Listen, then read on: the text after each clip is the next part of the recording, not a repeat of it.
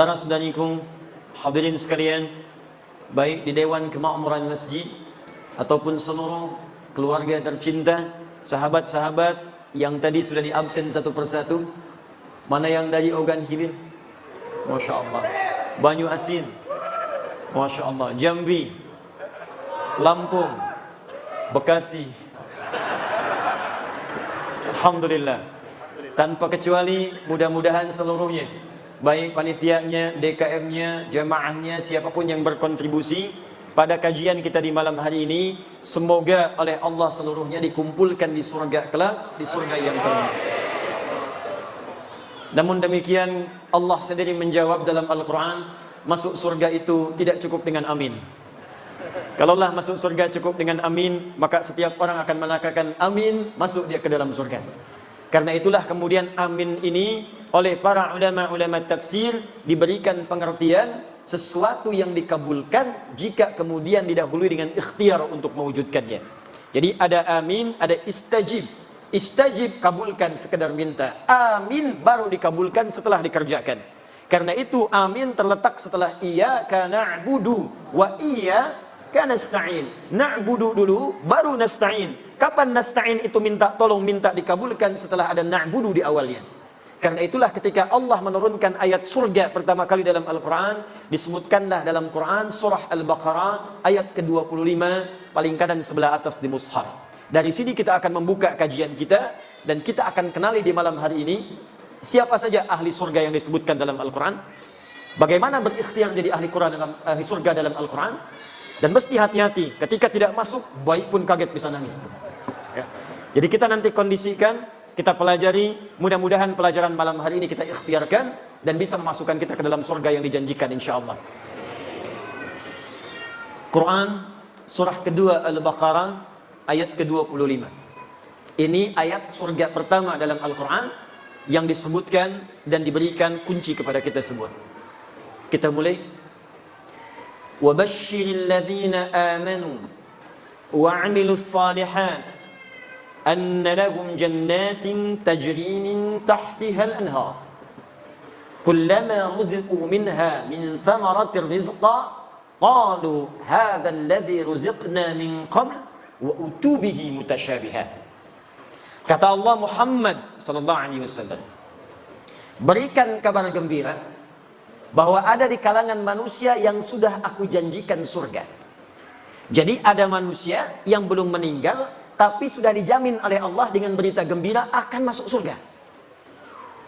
Jadi kita fokus ya, ada manusia belum wafat tapi dijamin oleh Allah orang ini akan masuk surga. Berikan kabar gembira pada golongan dari manusia bahwa aku sudah siapkan surga untuk mereka.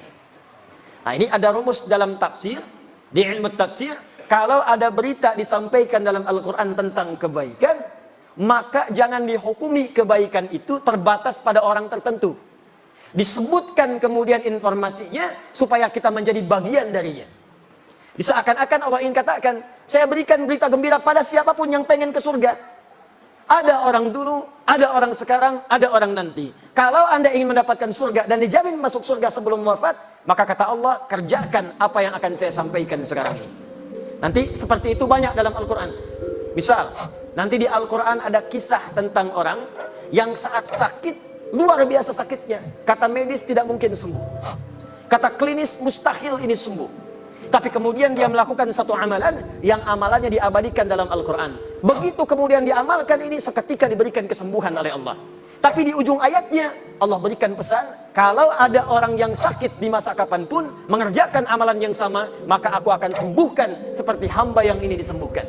Itu terdapat di Al-Quran surah ke-21 Al-Anbiya ayat 83-84, kisah Nabi Ayyub alaihi salam.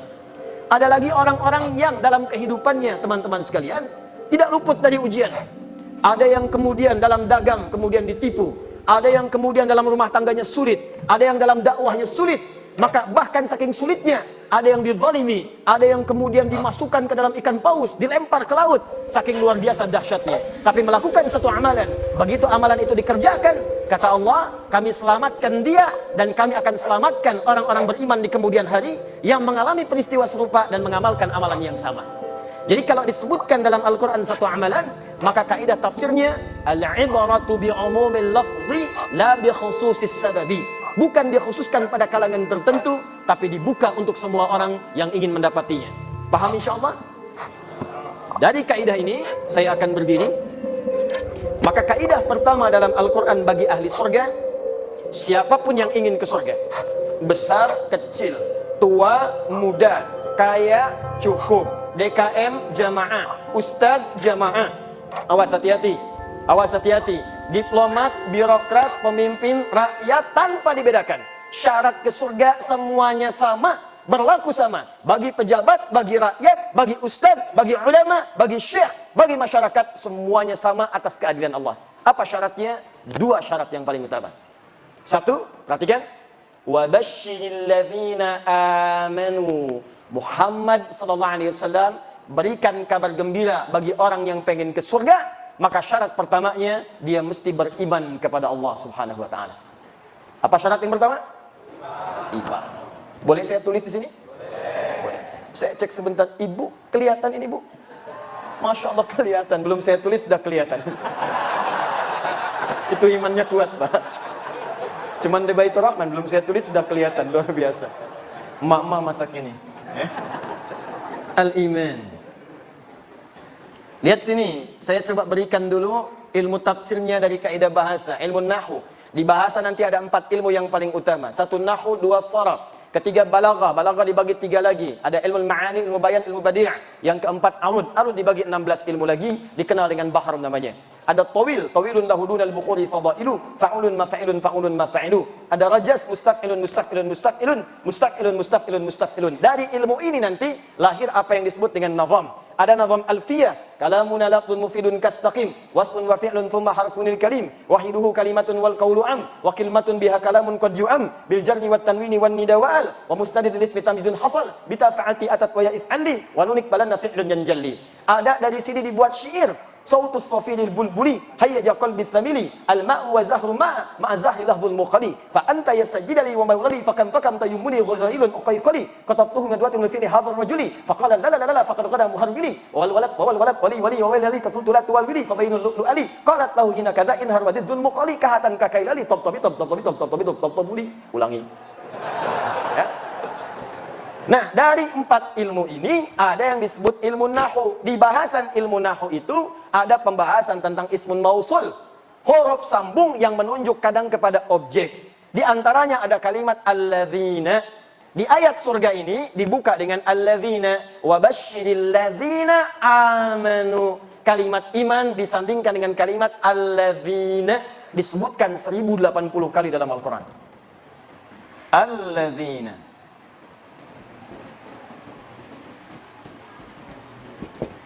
Disebutkan 1080 kali dalam Al-Quran. Nah, yang ingin saya sampaikan, kalau ada kata alladzina disebutkan dalam Al-Quran, dalam bahasa ilmu nahwu, alladzina ini adalah ismun mausulun amiyun. Isim mausul penunjuk kata sambung pada objek yang sifatnya umum, mencakup semua kalangan tanpa batas. Mau besar, kecil, tua, muda, laki-laki, perempuan, yang kaya, yang cukup, yang status tinggi, statusnya cukup, semua tanpa kecuali. Seakan-akan Allah ingin katakan, begini cara ngajinya. Saya berikan kesempatan yang sama pada semua manusia. Semua berpeluang masuk surga. Yang besar, surga. Yang kecil, surga. Laki-laki, surga. Perempuan, surga. Kaya, surga. Cukup, surga. Semua punya kesempatan yang sama, sepanjang dia memenuhi syarat yang saya sebutkan, kata Allah. Apa syarat yang pertama? Iman. Saya sekarang mau tanya, yang ada di sini semua sudah beriman? Yang belum beriman boleh angkat tangan. Semua sudah beriman. Syarat beriman mengucapkan kalimat tauhid, asyhadu an la ilaha illallah wa asyhadu anna.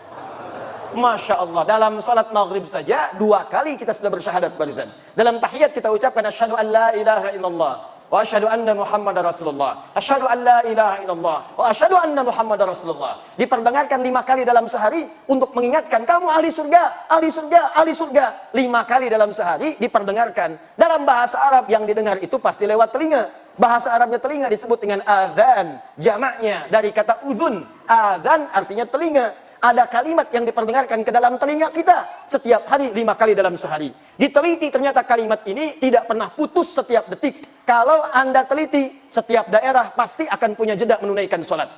Di Jakarta, sholat Isya misalnya jam 7 lewat sekian. Sampai ke Palembang jam 7 lewat sekian lagi. Tambah lagi, terus tambah lagi. Saya pernah di Libya. Mesir adzan selesai, Libya adzan. Libya selesai, Tunis adzan. Tunis selesai, Maroko adzan. Maroko selesai, Aljazair adzan. Itu selesai, Prancis adzan. Spanyol adzan. Ternyata lafaz adzan 24 jam tidak pernah berhenti di muka bumi. Ada. Jadi ketika diperdengarkan, ada kalimat tauhid di situ. Allahu Akbar, Allahu Akbar. Allah. Bukankah setelah itu, asyhadu an la ilaha illallah? Bukankah setelah itu, asyhadu anna Muhammad Rasulullah? Jadi ketika kalimat tauhid diperdengarkan, bukan sekedar ingin memberitahu, azan, azan. Allahu Akbar, Allahu Akbar. Sudah azan ya? Iya. Memang sudah. Cuman kalau kita paham ngajinya, kenapa kalimat tauhid diperdengarkan? Tauhid syarat masuk surga. Tauhid gambaran dari kalimat iman. Seakan-akan yang ingin Allah sampaikan bukan kalimat tauhidnya, bukan syahadatnya. Seakan-akan itu mengingatkan kepada kita, hei, ayo yang pengen ke surga. Hei, ayo ahli surga. Hei, ayo ahli surga. Katanya pengen ke surga. Saya perdengarkan kalimat itu 5 kali dalam sehari. Makanya kalau orang itu ahli surga, mendengar adzan senang. Allahu Akbar, Allahu Akbar. Maka dalam hatinya akan mengatakan, ya Allah, sudah adzan. Begitu selesai adzan, baru adzan, belum qomat. Jadi kalau hati kita bersih mendengar suara adzan, panggilan ahli surga. Bagaimana kemudian mewujudkan itu semua? Apakah cukup dengan dipanggil saja? Tidak. Maka ada syarat yang kedua, yang kalau itu kita miliki, maka lengkap sudah berita gembira yang disebutkan dalam Al-Quran. Saya cek sebentar, di syarat pertama untuk masuk surga, apa namanya? Iman. Alhamdulillah, syarat pertama ini sudah kita dapatkan di malam hari ini, tinggal setengahnya lagi. Kalau setengahnya ini sudah ada, tinggal kita istiqamah sampai wafat dalam husnul khatimah, dan mudah-mudahan meraih surga yang dijanjikan. Apakah syarat yang kedua ini? Dari sinilah kita akan memulai kajian kita. Kita ini baru mukaddimah, tenang, belum mulai ya. Tenang saja, insyaallah. Sampai jam berapa kita malam ini? Oh, alhamdulillah. Tidak ada masalah, silahkan ya. Saya jam 9 pulang, antum sampai subuh. Baik, bismillah. 2. Wa'amilus salihat. Wa'amilus salihat.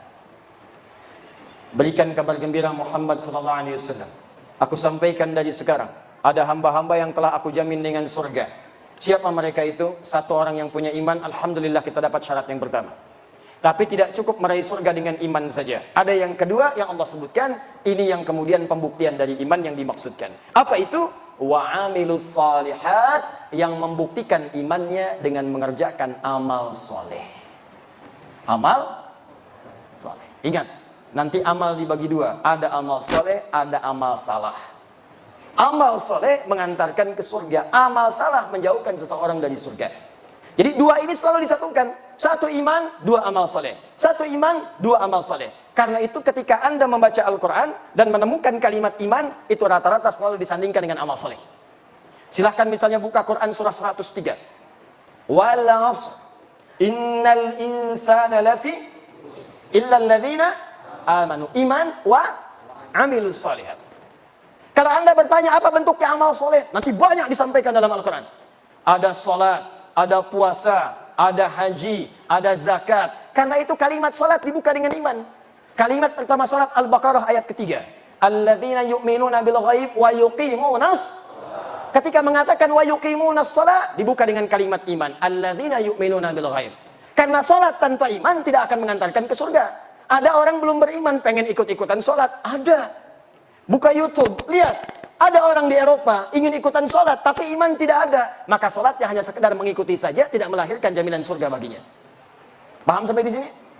Ada juga orang beriman, gak mau sholat. Celaka juga. Anda bayangkan, orang yang sholat saja masih belum aman kalau ada riya dalam sholatnya. Apalagi orang yang tidak sholat. Fawailul lil musallin. Celaka orang sholat. Siapa yang celaka itu? Alladzina hum an sholatihim sahun. Orang yang lalai dalam sholatnya. Kenapa dia lalai? Alladzina hum yura'un. Sebelum sholat, selfie dulu. Ceklik. Sub nomor 1. Update di media sosial. Baik. Begitu diupdate, seketika kemudian menurunkan statusnya, habis pahalanya seketika. Puasa, amal soleh. Ketika kita berpuasa, dibuka dengan kalimat iman. Al-Baqarah 183. Ya ayyuhalladzina amanu kutiba alaikumus. Kalimat kutiba alaikumus siyam dibuka dengan kata iman. Perhatikan, iman, amal soleh. Iman, amal soleh. Jadi kalau kita konsisten mengerjakan keduanya ini, maka insya Allah ada jaminan surga yang diturunkan kepada kita semuanya. Nah, pembahasan kita saat ini, sekarang kita masuk pada pengantar intinya. Apa saja amalan-amalan utama itu yang bisa mengantarkan kita pada jenis-jenis surga yang disampaikan dalam Al-Quran. Saya mau berikan rahasia di malam hari ini, ada amalan-amalan tertentu yang saat dikerjakan bisa memasukkan kita ke dalam surga yang sangat spesial. Dan malam hari ini kita akan belajar satu amalan yang sangat penting yang saat dikerjakan bukan sekedar orang itu masuk surga, tapi dia akan menggandeng bapaknya, gandeng ibunya. Jadi ibu yang telah mengandungnya 9 bulan 10 hari, memberikan ASI, ayahnya yang peluh keringat kemudian merawatnya, tiba-tiba saat ke surga digandeng tangan kanan dan kirinya. Istrinya pun kemudian ikut dengannya. Kalau istrinya yang mengerjakan, suaminya ikut. Bahkan kata Al-Quran langsung, kata Allah langsung, dia bisa menggandeng anaknya, cucunya, dan yang paling dahsyat, satu keluarga besar masuk surga karena orang ini, dan langsung dipertunjukkan semua ke penduduk langit dan bumi, bahkan disambut oleh malaikat di semua pintu surga. Dan malaikat mengatakan, Salamun alaikum bima sabartum. Selamat keluarga besar ini, selamat. Anda telah sabar mengerjakan satu amalan saat di dunia, sekarang kami sambut di akhirat, diperkenalkan oleh Allah Subhanahu wa taala. Fa ni'ma uqbad dar, silahkan nikmati surga yang telah dijanjikan, yang kenikmatannya tidak pernah dirasakan sebelumnya. Itu yang akan kita turunkan, bagaimana masuk surga dengan amalan yang disebutkan dalam Al-Quran dan sunnah Rasulullah sallallahu alaihi wasallam. Siap kita mulai insyaallah? Baik, alhamdulillah. Mari kita mulai pelan-pelan. Bismillah. Ada 3 amalan spesial. Saya ulang, ada 3 amalan spesial yang diisyaratkan dalam Al-Quran dan Sunnah Rasulullah SAW, yang kemudian memberikan pintu-pintu surga khusus bagi pengamalnya. Jadi saya tidak usah banyak-banyak sebutkan dulu, 3 dulu saja. Nanti dari 3 ini, kira-kira Bapak Ibu sanggupnya yang mana? Dimulai sekarang, itu saja konsisten dikerjakan. Bapak sanggup masuk lewat pintu yang satu, masuk lewat situ. Sanggup pintu lewat yang kedua, masuk yang ke situ. Sanggup pada pintu yang paling utama, kerjakan dari sekarang, niatkan kerjakan amalan itu sampai wafat, naik status jadi pekerja amalan dimaksudkan. Amalan pertama, awas hati-hati. Amalan ini terkait dengan amalan yang dikerjakan khusus di waktu malam saja. Jadi kalau sudah siang, amalannya tidak ada. Awas hati-hati. Amalan ini hanya dikerjakan di waktu malam saja. Kalau sudah siang, maka amalannya sudah tidak berlaku lagi. Jadi kalau Anda mendapatkan malam, segera kejar amalan ini, karena kalau sudah siang, tidak akan bisa Anda dapatkan lagi. Amalan yang pertama ini disebut dengan tahajud. Disebut dengan apa namanya? Tahajud.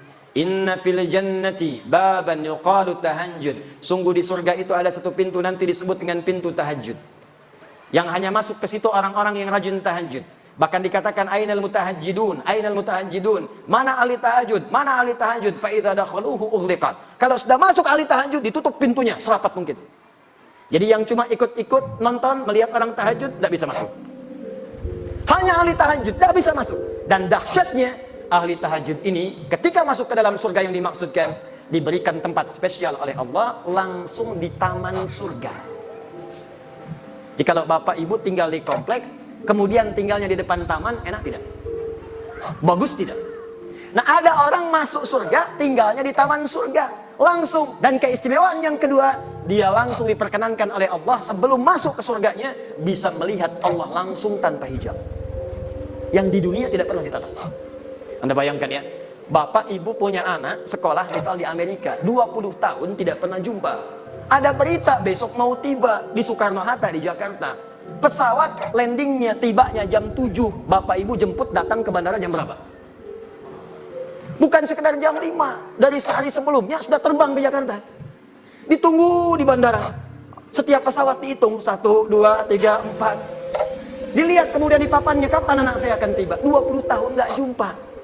20 tahun tak pernah tatap. 20 tahun tak pernah bertemu. Begitu disampaikan akan tiba pertemuan, rindunya luar biasa. Kita ini selama hidup tak pernah menatap Allah. Hanya yakin iman, tapi tak pernah nampak dalam pandangan kita. Maka mustahil ada orang beriman yang tidak merindukan Allah, mustahil. Semakin kuat iman kita, semakin rindu kita berjumpa dengan Allah.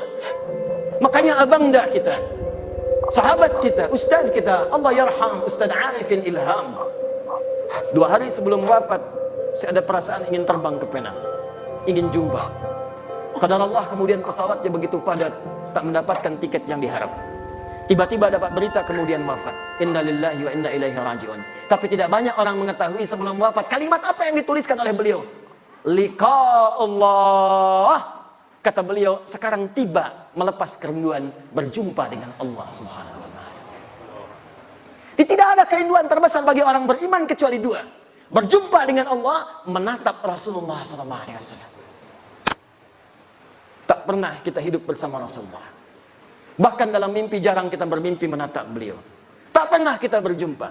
Orang yang mengorbankan tenaganya, fikirannya, bahkan jiwanya untuk umatnya.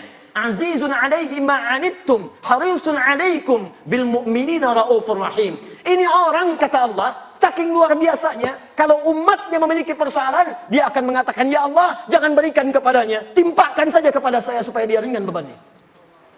Ya Rabb, kalau sakaratul maut itu begitu sakit, maka timpakan semua sakaratul maut yang akan dirasakan oleh umatku, timpakan sekarang kepadaku supaya mereka tidak merasakannya lagi. Muhammad sallallahu alaihi wasallam. Azizun alaihi ma'anittum, harisun alaikum, begitu peduli dengan kita sampai-sampai bermohon kepada Allah dalam setiap salat malamnya. Begitu sampai ke ayat surga, masukkan umatku ya Rabb, masukkan umatku ya Rabb. Kullu ummati dakhalal jannah, setiap umatku akan masuk surga, kata Nabi, illa man aba, kecuali yang tidak pengen. Muhammad sallallahu alaihi wasallam.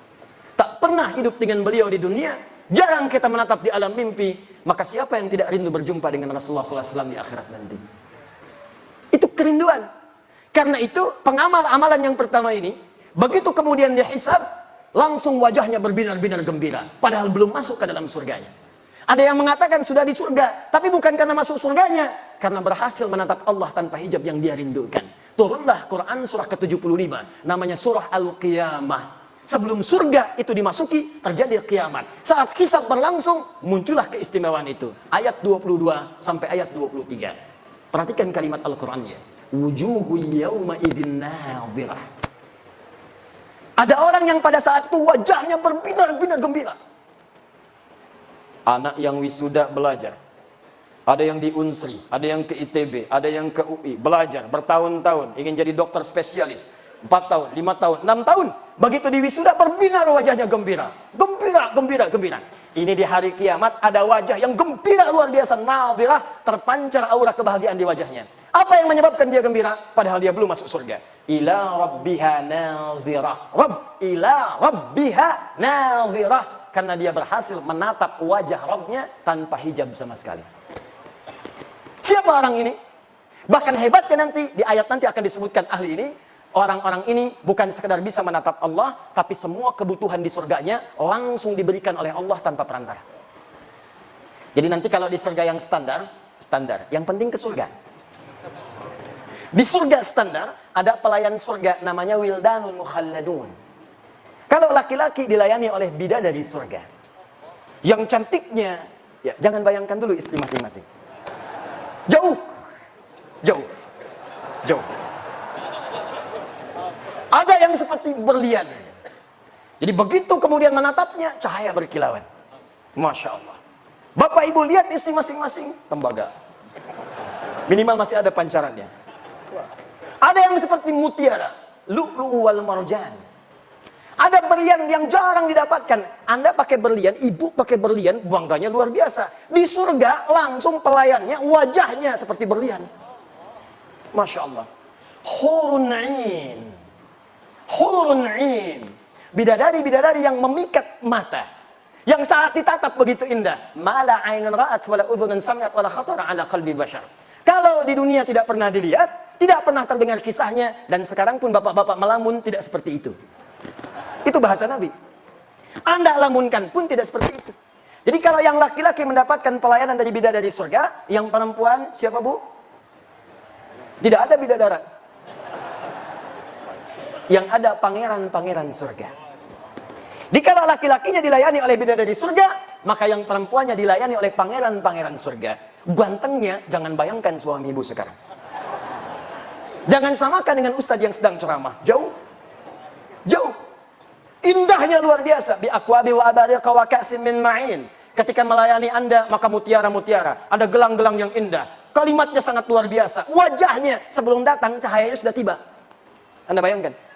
Sebelum datang cahayanya sudah tiba. Sebelum datang auranya sudah tampak. Begitu tiba pancarannya luar biasa. Itu surga yang standar. Surga yang paling standar.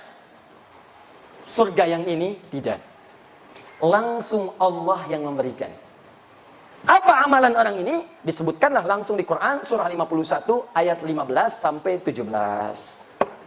Paling kanan pertengahan dari atas sampai ke tengah. Quran surah 51 ayat 15 sampai 17. Kita batasi dulu sampai 17 dulu. Pelan-pelan. Innal muttaqina fi jannatin wa 'uyun.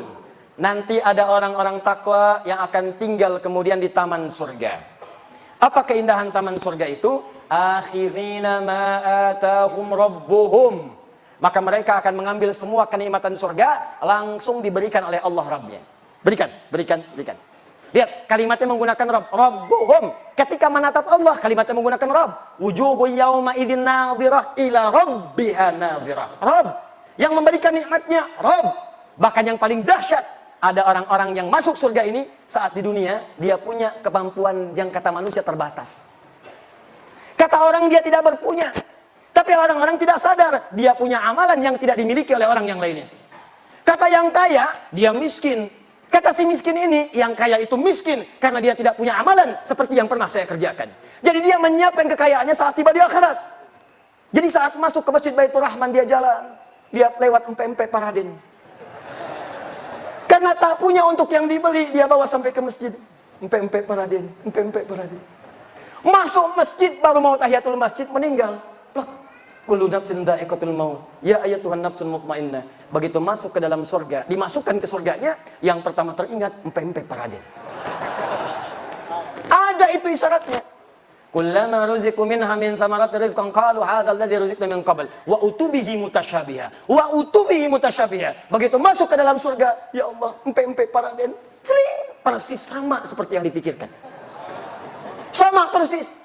Apakah sama Paradinnya? Belum tentu. Sama persis. Jadi bayangkan, semua yang diinginkan di surga baru difikirkan tiba. Ya Allah, sekutang jus alpukat, empe-empe, yang paling dahsyat, dia punya amalan spesial. Nah ini amalannya tidak susah, cuman juga tidak mudah, karena waktunya cuman malam, bukan di siang. Apa amalannya? Kanu qalila minal laili ma yahja'un. Amalan pertama orang hebat ini, orang muhsin ini adalah saat di dunia sedikit tidurnya. Bahasa Quran. Sedikit tidur. Tidak ada istilah dalam Al-Quran termasuk hadis orang yang sedikit tidur kecuali menunjukkan orang yang rajin bangun malam. Kalimat bangun malam diidentikan dengan tahajud.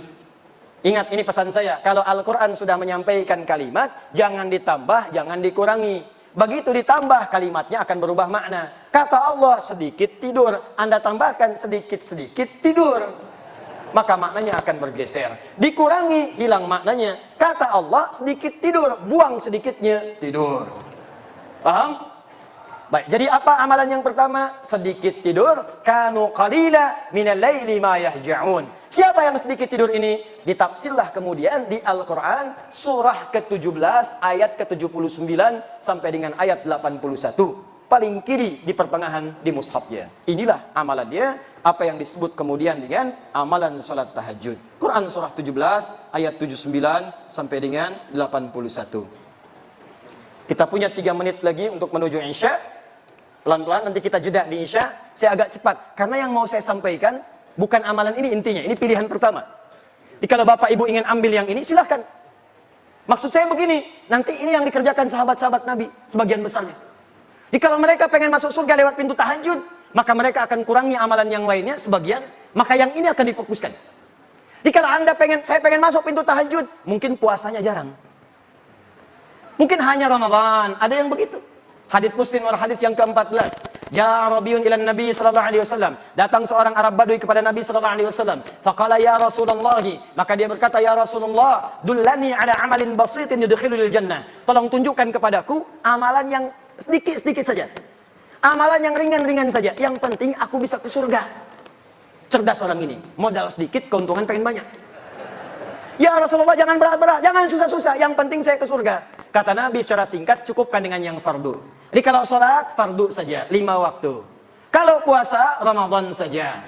Kalau ingin mengeluarkan harta, zakat saja. Kalau kamu konsisten, kamu bisa masuk surga. Yang standar. Kalau ingin lewat yang standar, kata Nabi, maka kerjakan tatawwu', tambah dengan amalan sunnah. Pilihlah sunnahnya. Kalau cuma surga standar, kerjakan amalan-amalan fardu, cukup. Itu pun kalau tidak bermaksiat. Kalau bermaksiat, habis juga. Sholat iya, riya juga iya. Baca Quran iya, mabuk juga iya. Haji iya, mencuri juga iya. Dikerjakan seperti itu, habis dah STMJ. STMJ. Sholat terus, maksiat jalan. Begitu dikerjakan sholatnya, maksiatnya jalan, maka maksiat mengambil pahala sholatnya. Jikalau mau aman, tambah yang fardu dengan yang sunnah. Maka Anda akan dimasukkan ke dalam pintu spesial di surga. Amalan pertamanya, tahajud. Saya tutup dulu sebentar. Saya berikan amalan singkat. Kalau Anda ingin masuk lewat pintu ini, maka apa yang harus didawamkan? Catat hadis Muslim nomor hadis 749. Salatul laili mathna mathna. Fa idza khashiya ahadakumul fajra falyutir rak'atan wahidah. Bangunlah kalian di malam hari, tunaikan tahajud. Kata Nabi, kalau ingin tahajud, ini kuncinya. Kalau baru mau memulai, kata Nabi, maka jangan dulu kejar terlampau berat. Kerjakan dulu konsisten. Konsisten 2 rakaat, 2 rakaat.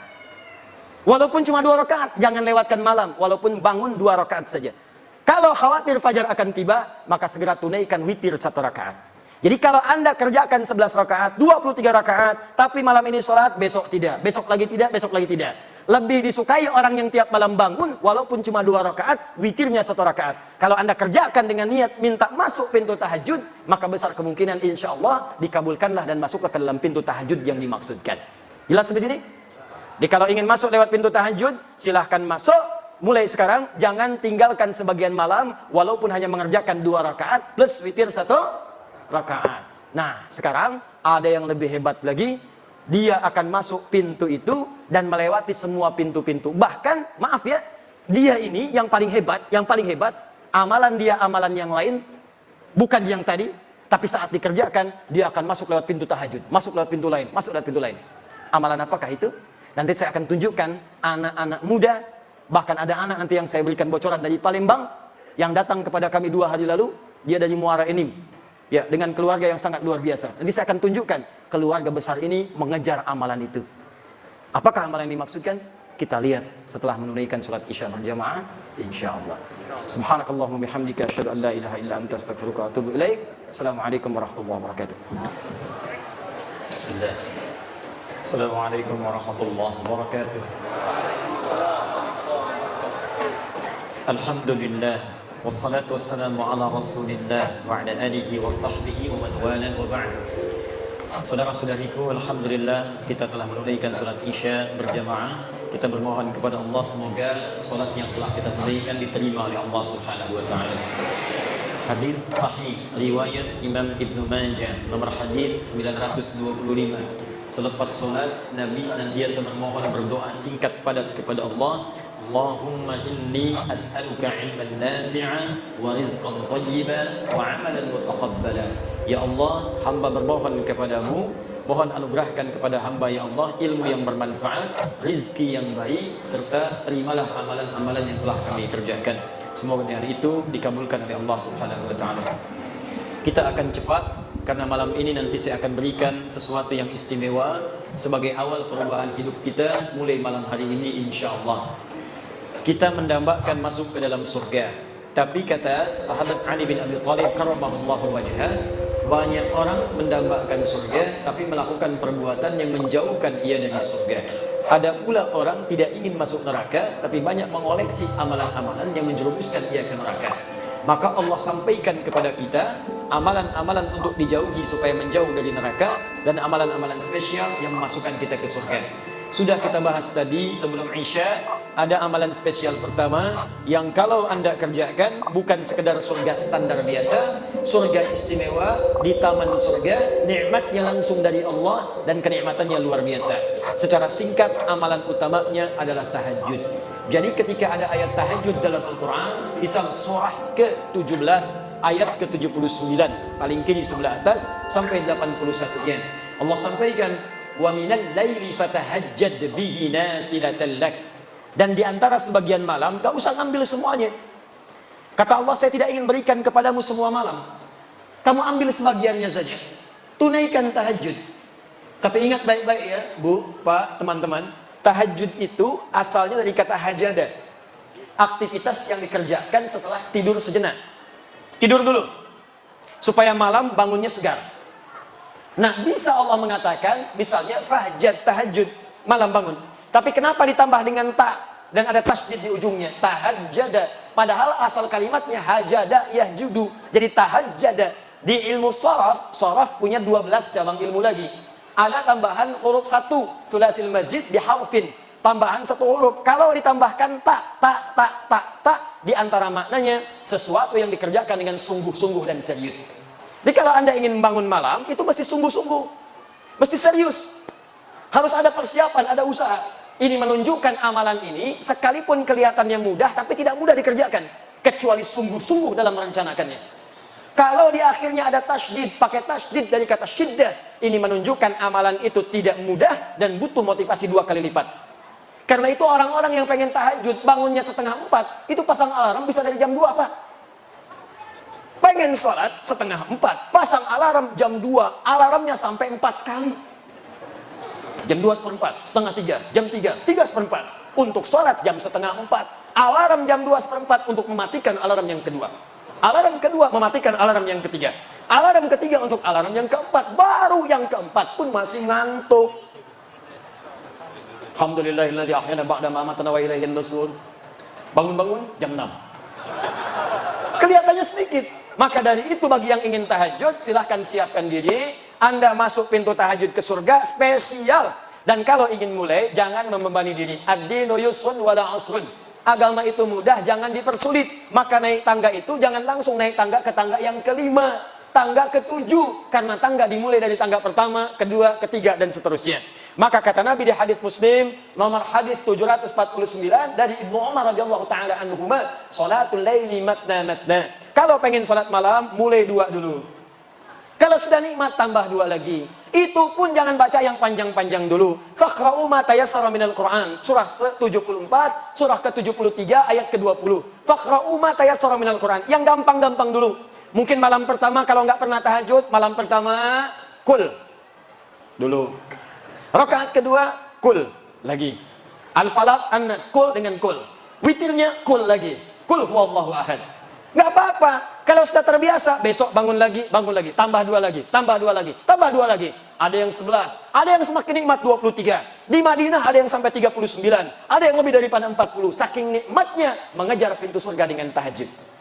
Dan pintu ini penting. Nanti kalau Bapak Ibu umrah atau haji nanti akan berangkat, saya doakan insya Allah yang belum berangkat dipercepat untuk berangkat. Insya Allah. Ya. Insya Allah. Dan tidak cukup dengan amin, nabung. Nabung insya Allah. Pasang target.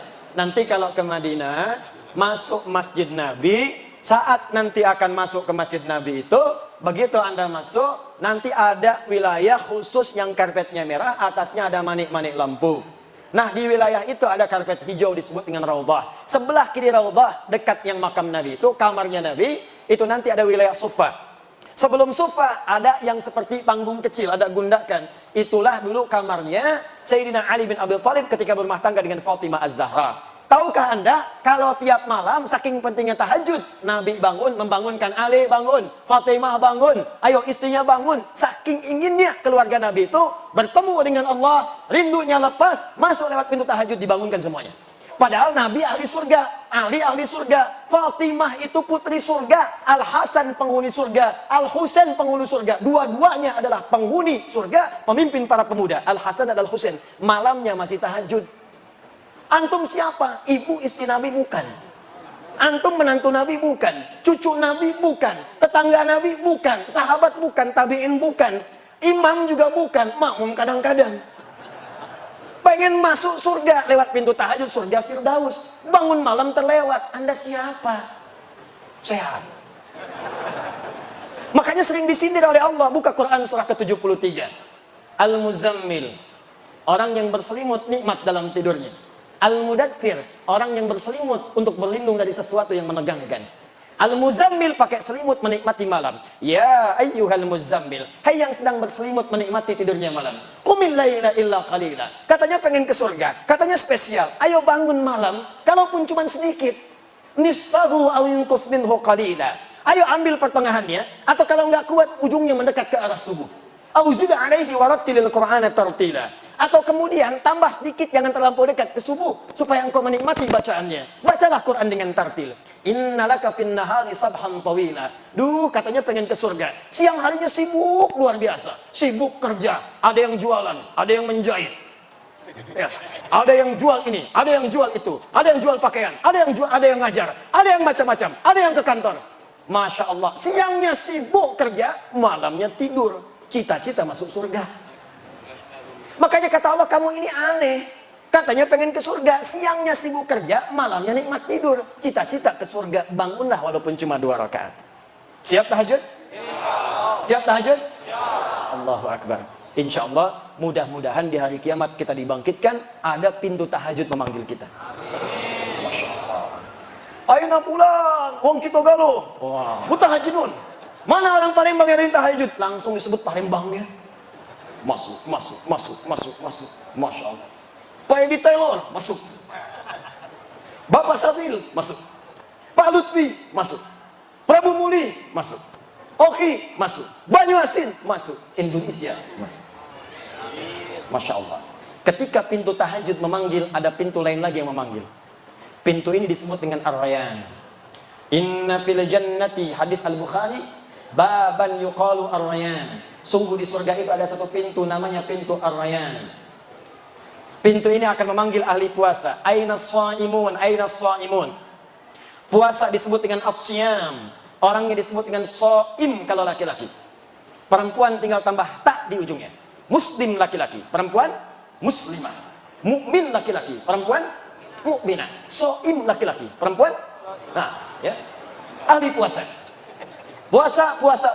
Puasanya disebut dengan as-siyam. Ya ayyuhalladzina amanu kutiba alaikumus siyam. Ingat as-siyam, bukan asyam.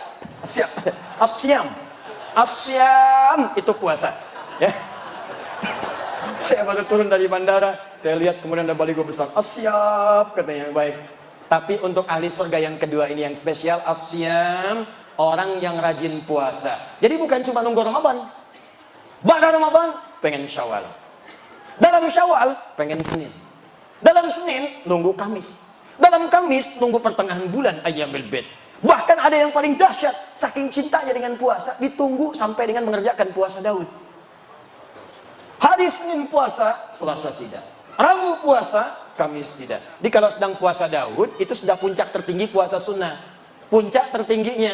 Jadi kalau masuk misalnya Kamisnya mesti buka, jangan puasa. Orang yang biasa puasa Senin Kamis, kemudian puasa Daud, maka ketika jatuh bersamaan dengan puasa Senin Kamisnya, pahalanya dituliskan sekaligus. Apa dalilnya? Al-Bukhari, idza maridal abdu aw safar kutiba lahu mithla ma kana alaihi muqiman sahiha. Kalau ada seorang hamba mengerjakan amalan tertentu, rutin terbiasa dengan itu, tiba-tiba dia sakit atau punya halangan atau bahkan sedang safar dan tidak mengerjakan amalan itu, maka pahalanya tetap dituliskan walaupun dia tidak mengerjakannya. Ada yang biasa puasa safar, karena safar dia buka, au ala safarin, atau dia sedang safar, perjalanan jauh, tidak puasa di hari itu, maka pahala puasanya tetap dituliskan. Yang paling dahsyat kalangan akhwat, ibu-ibu, emak-emak. Dalam keadaan sucinya, dia biasa baca Al-Quran, dia tahajud, dia puasa, dia sedekah. Tiba-tiba dalam keadaan masa haidnya, datang bulannya, dia libur salatnya. Dia libur baca Al-Quran misalnya. Begitu dia tidak sholat, padahal dia biasa tahajud, biasa sholat sunnah, maka semua pahala sholatnya langsung dituliskan walaupun tidak mengerjakan itu. Makanya saya katakan, rugi seorang muslimah dalam masa sucinya hanya mengerjakan amalan fardu saja. Karena saat masa haidnya yang dituliskan cuma itu saja. Nanti kalau sudah tiba menopause, sama aja dengan laki-laki, nggak ada batas. Makanya ayo coba berlomba.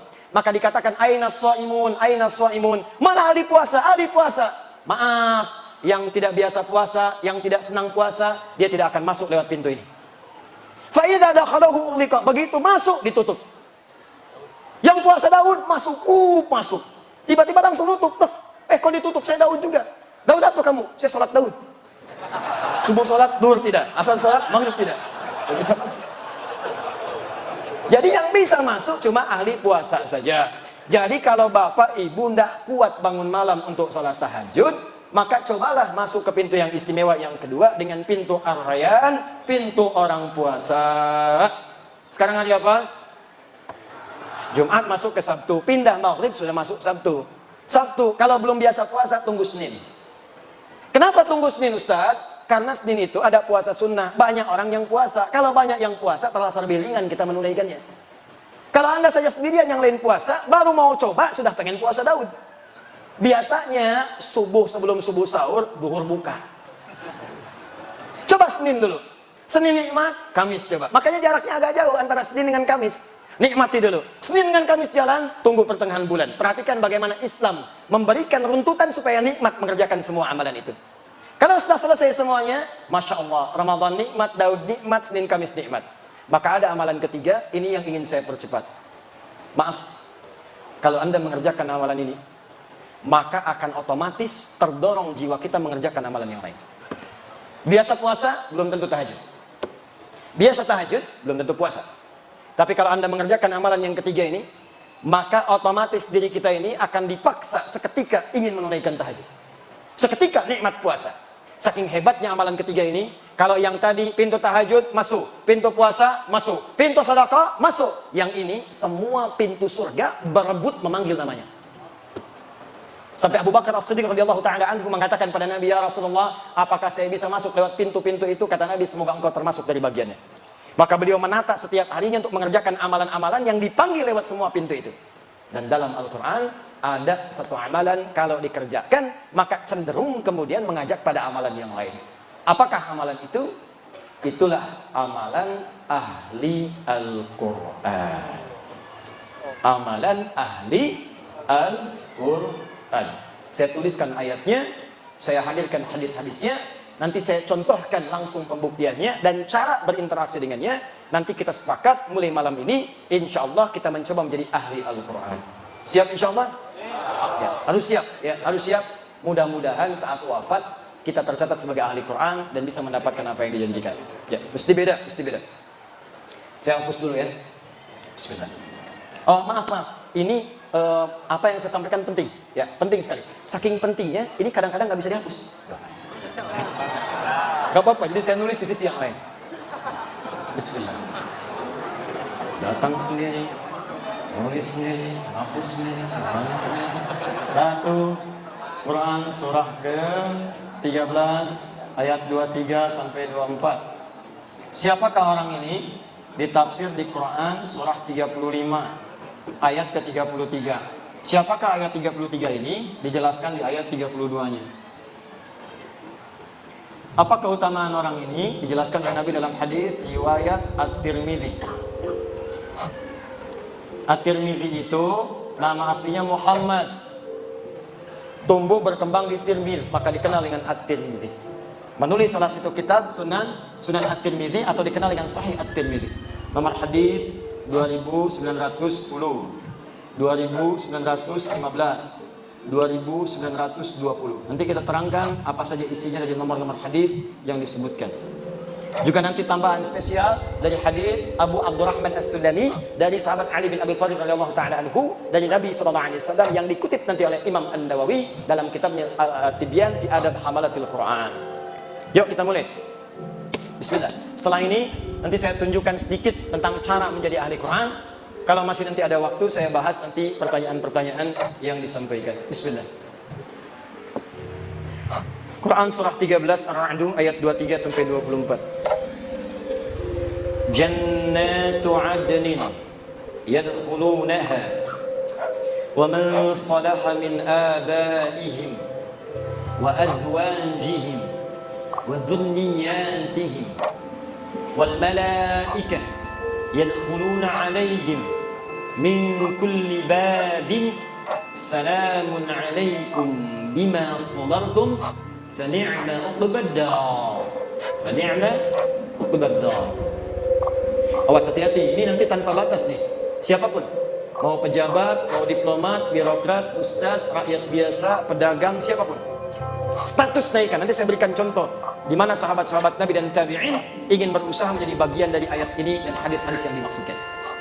Jannatu 'adnin yadkhulunaha. Ada ahli surga yang akan masuk surga nanti lewat surga Aden. Awas, hati-hati. Aden ini termasuk surga yang indah. Saking indahnya, banyak orang-orang bahkan di Eropa diberi nama dengan nama surga ini. Aden, dalam bahasa Eropa sering disebut dengan Eden. Pemain Chelsea yang ditransfer hijrah ke Madrid namanya Eden Hazard. Ya, Eden Hazard pindah kemudian ke Real Madrid dengan transfer 100 juta euro. Hafal saya mau tanya apa? Hafal insya Allah saya. Frank Lampard didaulat menjadi pelatih Chelsea yang sekarang. Manchester City Pep Guardiola. Ya, Manchester United Solskjaer. Ya, paham saya. Mau tanya apa lagi? Masya Allah. Main futsal, ayo. Dikolongin, oke. Nah, tapi kalau dikolongin sambung ayat. Alhamdulillah. Ini banyak sekarang yang syariah. Tapi tidak semua kata-kata bisa dipakai. Awas, tempatkan di tempat yang tepat. Maaf, bank syariah ada. Koperasi syariah ada. Hijab syariah ada. Tapi jangan semua dipakai karena hijrah semua syariah. Futsal syariah. Futsal syariah. Membaginya ngoper pakai basmalah. Nendang masuk, alhamdulillah. Sujud syukur. Gol bunuh diri, sujud tobat. Tidak, ya, tidak semua menggunakan kata syariah. Ayo kembalikan di sini. Masuk surga Aden.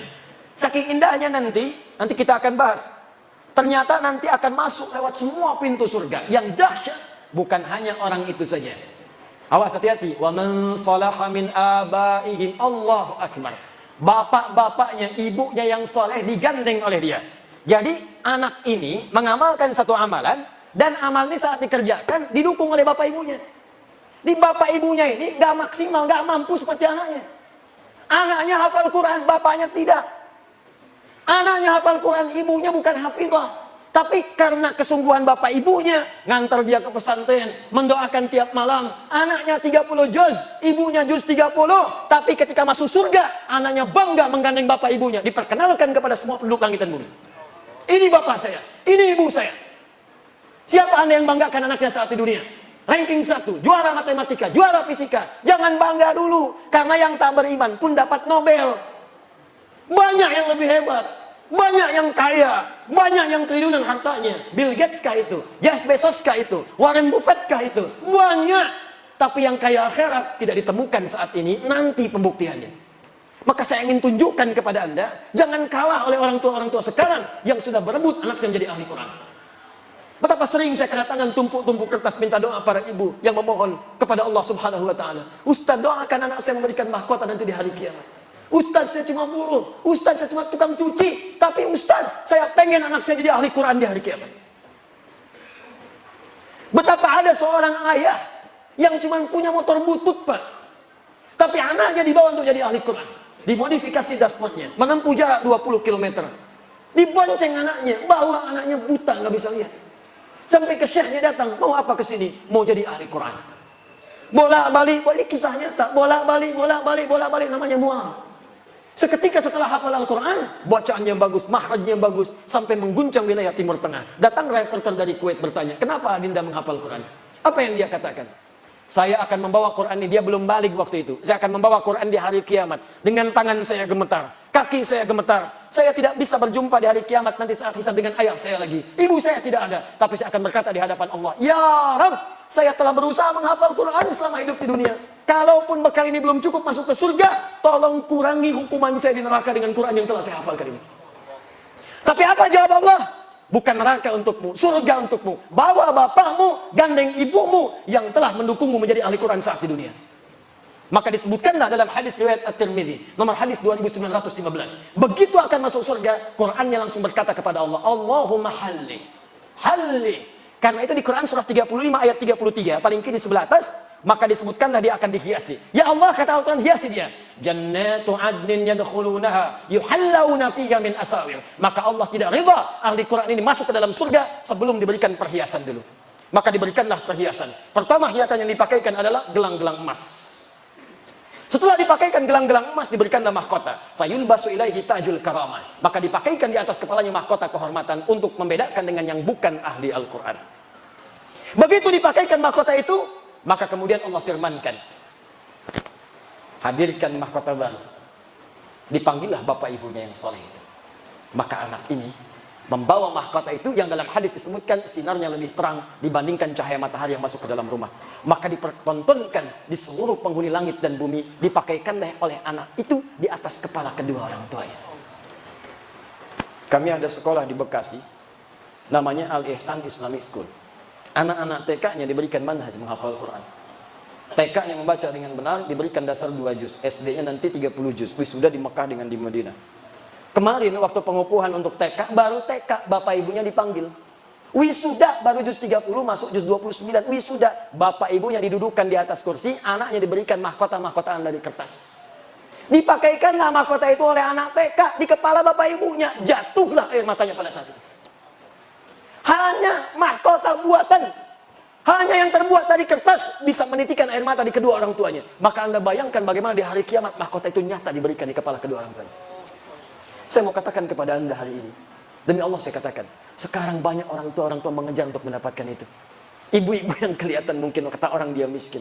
Demi Allah saya mendapatkan ada sebuah kejadian yang luar biasa.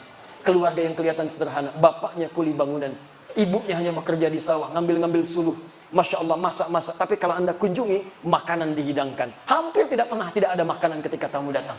Dan dengan bangga mengatakan, Alhamdulillah, Abi diberi nikmat banyak oleh Allah. Setiap pekan datang, setiap bulan datang, membawa uang 500 ribu. 500 ribu dalam kondisi sekarang disebut banyak karena berkah keluarganya. Tahukah Anda, ibunya itu hafal Al-Quran dengan 7 riwayat. Disuruh di sawah. Bapaknya kuli bangunan hafal Al-Quran, anaknya hafid semua. Anda di mana pada saat itu? Itulah orang-orang yang sering disebut dalam pandangan manusia. Mereka tertawa melihat mereka. Nanti akan tiba di hari kiamat. Ketika banyak orang menertawakan di dunia, mereka akan berbangga di hari kiamat. Karena mampu. Anda kalau cuma di Palembang, hebat. Di Indonesia, hebat. Yang bangga pada Anda, orang Indonesia saja. Di akhirat, semua penduduk langit dan bumi dipertontonkan dengan semua itu. Maka di mana anak Anda? Nggak apa-apa, silakan. Jadikan mereka ahli fisika, matematika, jadi dokter, jadi insinyur. Tapi jadikan insinyur yang hafal Quran. Dokter yang ahli Quran, polisi yang ahli Quran, tentara ahli Quran. Quran datang di tempat kita, berkah akan turun. Al-Quran turun lewat malaikat, dipilih malaikat, langsung naik status jadi Sayyidul Malaikat, Jibril. Quran diturunkan pada Nabi Muhammad, naik status Sayyidul Anbiya wal Mursalin. Quran turun di satu malam, naik status Lailatul Qadar. Quran turun di hari Jumat, Jumatnya Sayyidul Ayyam. Quran turun di Mekah, semua yang gak ada di tempat lain ada di Mekah. Tandus, semua buah-buahan ada. Tandus, semua makanan ada. Datang orang ke sana, Quran turun berkah.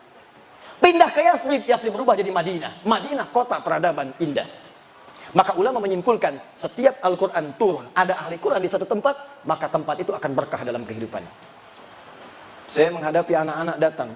Tuh kalau anak-anak hafid-hafid kecil itu, biasanya kalau dia datang ke Bekasi pengen cek hafalan, saya lihat Masya Allah, bapak ibunya luar biasa.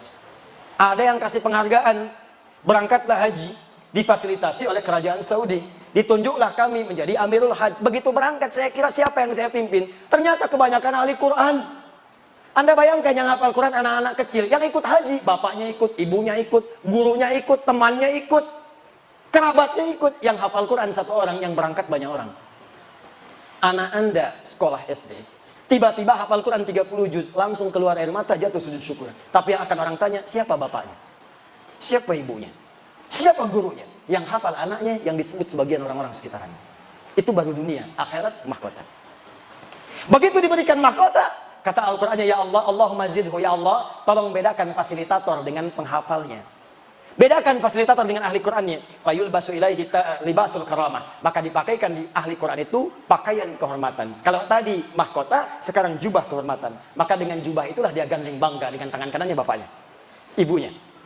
Kemudian kalau dia hafal, laki-laki pernah menikah, istrinya. Kalau dia perempuan, suaminya. Dan di belakangnya, wa dzurriyyatihim, anak, cucu, sampai keturunan terakhirnya. Maka diparadekan masuk surga dari semua pintu surga. Setiap lewat satu pintu surga, maka malaikat mengatakan kepadanya, wal malaikatu yadkhuluna alaihim min kulli babin, salamun alaikum bima sabartum. Mereka mengatakan, selamat bisa masuk ke sini karena Anda sabar saat di dunia. Sabar. dengan Qurannya. Orang mencela, sabar. Orang lihat koran, dia baca Al-Quran. Di LRT, baca Al-Quran. Di trans, baca Al-Quran. Di angkot, baca Al-Quran. Masuk kantor, tunggu rapat, baca Al-Quran. Sabar. Orang lain lihat media, dia lihat Quran. Sabar.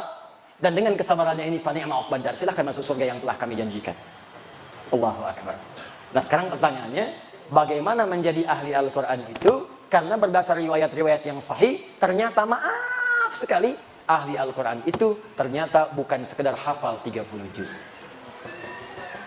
Ada hafal 30 juz, tapi disebut bukan ahli Al-Quran. Yang menyampaikan itu langsung sahabat Nabi, Abdullah bin Amr bin As. Awas, nanti saya sampaikan kisahnya. Ada yang hafal cuma satu surat, disebut ahli Al-Quran. Tapi yang paling hebat, hafal 30 juz, dan itu disebut dengan ahli Al-Quran. Nah, pertanyaannya, siapa ahli Al-Quran itu? Bagaimana cara mengamalkannya? Itu yang terakhir kita bahas. Nanti yang terakhir, paling akhir, saya tunjukkan bagaimana mengamalkan apa yang telah kita ikhtiarkan, bagaimana kemudian wafat jadi ahli Al-Quran insya Allah. Ini bagian terakhir pembahasan saya. Siap insya Allah? Ya. Baik. Sebelum saya buka pembahasannya, yang tadi itulah yang terbaik di antara amalan-amalan yang lain. Sebab ahli Al-Quran itu kalau sudah rajin dengan Qurannya, dia pasti tahajud. Karena itu perintah tahajud, kemudian disandingkan dengan bacaan Quran. Dalilnya Quran, surah 73, ayat ke-20. Ya, setelah Allah mengatakan bangun malam, tunaikan tahajud, maka dibuka dengan kalimat faqra'u ma tayassara minal Qur'an. Dalam tahajud itulah baca Quran yang biasa engkau bacakan. Yang ringan-ringan baca.